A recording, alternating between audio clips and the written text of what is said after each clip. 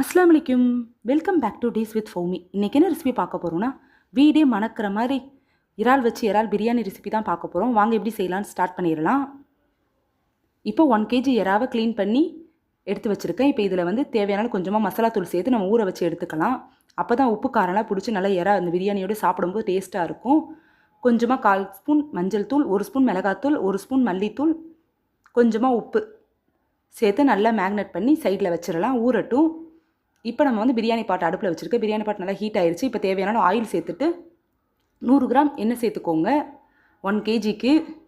இப்போ 2 துண்டு பட்டை, 3 ஏலக்காய், 3 கிராம்பு பொரிஞ்சதுக்கப்புறம் 1/4 கிலோ வெங்காயத்தை, பெரிய வெங்காயத்தை நீல வாக்கில் கட் பண்ணதை சேர்த்து அதையும் சேர்த்து வதக்கி எடுத்துக்கலாம். இப்போ நான் சின்ன வெங்காயம் ஒரு கைப்பிடி சேர்த்துருக்கேன். இது ஆப்ஷன் தான், உங்ககிட்ட இருந்தால் சேர்த்துக்கோங்க, டேஸ்ட்டாக இருக்கும். சப்போஸ் இல்லைனா ஸ்கிப் பண்ணிடுங்க. 1/4 கிலோ பெரிய வெங்காயம் மட்டும் போதும். இப்போ இது கூட 2 பச்சை மிளகாய் சேர்த்து வதக்கி எடுத்துக்கலாம். அது கூடயே ஒரு கைப்பிடி கொத்தமல்லி, ஒரு கைப்பிடி புதினா சேர்த்து வதக்கி எடுத்துக்கலாம். வெங்காயம் கலர் சேஞ்ச் ஆகிற வரைக்கும் நல்லா வதக்கி எடுத்துக்கலாம். இப்போ வெங்காயம் ஓரளவு கலர் சேஞ்ச் ஆகிடுச்சு. இப்போ இந்த டைமில் நம்ம வந்து 1/4 கிலோ தக்காளியை நீல வாக்கில் கட் பண்ணி வச்சுருக்கோம், அதையும் சேர்த்து வதக்கி எடுத்துக்கலாம். தக்காளி சீக்கிரமாக வதங்கிறதுக்கு இப்போயே கொஞ்சமாக உப்பு சேர்த்துக்கலாம். உப்பு சேர்த்துட்டு வதக்கி விட போகும்போது தக்காளி சீக்கிரமாக மசிஞ்சு வெந்துடும். இப்போது தக்காளியும் ஓரளவு வதங்கினதுக்கப்புறம் இந்த ஸ்பூனில் 3 ஸ்பூன் இஞ்சி பூண்டு பேஸ்ட்டு சேர்த்துக்கோங்க. நல்லா ஃபுல்லாக சேர்த்துக்கோங்க. சேர்த்துட்டு நல்லா இஞ்சி பூண்டு பேஸ்ட்டோட பச்சை வாசனை போகிற வரைக்கும் நல்லா வதக்கி எடுத்துக்கலாம். ஸ்லோ ஃப்ளேமில் வச்சு இஞ்சி பூண்டு பச்சை வாசனை போகிற வரைக்கும் ஒரு 5 நிமிஷம் விட்டுட்டு இப்போ இது தேவையான அளவு மசாலா தூளாக சேர்த்துக்கலாம். மிளகாத்தூள் 2 ஸ்பூன், மல்லித்தூள் 1 ஸ்பூன், பிரியாணி மசாலா 1 ஸ்பூன், சீரகத்தூள் 1/2 ஸ்பூன் சேர்த்து நல்லா வதக்கி விட்டுக்கலாம்.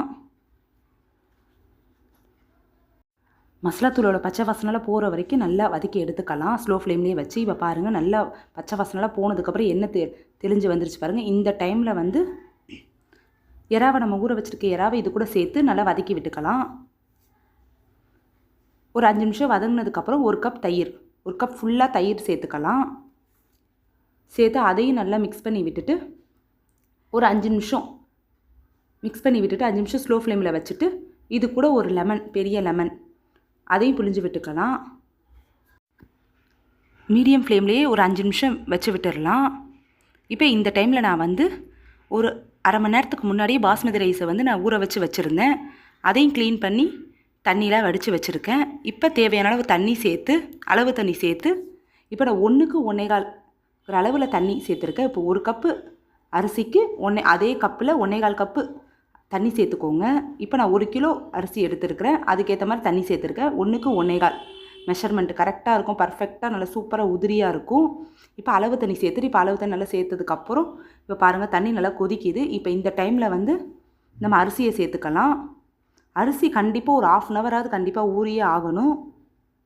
இப்போ பாருங்கள், அரிசியை சேர்த்துட்டு மூடி போட்டு ஒரு 5 நிமிஷம் ஹை ஃப்ளேமில் வச்சு விட்டுட்டு 5 நிமிஷம் கழித்து திறந்து பார்க்க போகுது இது மாதிரி தண்ணியில் கொஞ்சம் ட்ரை ஆனது மாதிரி இருக்கும். இப்போ இந்த டைமில் வந்து நம்ம வந்து நெய் சேர்த்து மேலே கரெக்டாக லெவல் பண்ணி விட்டுட்டு இது மாதிரி தம் போட்டுக்கோங்க. கீழே ஒரு பேன் இருந்தால், வேஸ்ட்டு பேன் ஏதாவது இருந்தால் கீழே தம் போட்டு விட்டுட்டு மேலே ஒரு வெயிட்டான தண்ணி பிடிச்சி வச்சுட்டிங்கன்னா சூப்பராக பர்ஃபெக்டாக ஒரு 10 மினிட்ஸ் அப்படியே தம்மில் விட்டுட்டிங்கன்னா பர்ஃபெக்டான பிரியாணி ரெடி ஆயிடுச்சு பாருங்கள்.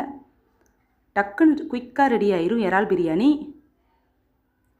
பாருங்கள், சூப்பராக உதிரியாக நல்லா பர்ஃபெக்டாக வந்திருக்குது பிரியாணி.